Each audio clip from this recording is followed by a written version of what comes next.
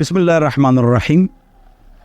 دھوکہ کھایا ہوا انسان اللہ سے دور ہو گیا، دور جا رہا ہے، اور اللہ تعالیٰ فرما رہا ہے کہ یا ایھا الانسان ما غرک بربک الکریم، کریم رب کو چھوڑ کر آپ کہاں جا رہے ہیں؟ کہاں جاؤ گے؟ اللہ کو چھوڑ کے کہاں جاؤ گے؟ کیا کرو گے؟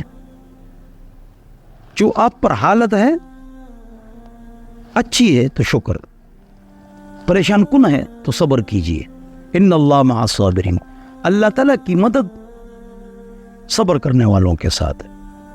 تو آپ نے اگر غربت، پریشانی، مصیبت، قرض، مرض، اس وجہ سے آپ اللہ سے نعوذ باللہ من ذالک آپ ایک طرف ہو گئے، بدک گئے، تو کہاں جاؤ گے؟ کہاں جاؤ گے؟ کیا کرو گے؟ اللہ پر اعتراض بھی نہ کرو، یہ کفر ہو جاتا ہے۔ اور تقدیر کو بھی برا بلا مت کہو، ہم تقدیر کو بھی برا بلا کہتے ہیں، نعوذ باللہ من ذالک۔ اس طرح یہ بھی نہیں کہنا چاہیے جو جملہ لوگ کہتے ہیں بدقسمتی سے، یہ نہ کہو کم قسمتی سے، یہ نہ کہو بدقسمتی سے، کہو کم قسمتی سے، یہ کہو۔ ہاں تو قسمت کو گالی نہ دو، زمانے کو گالی نہ دو، وقت کو گالی نہ دو۔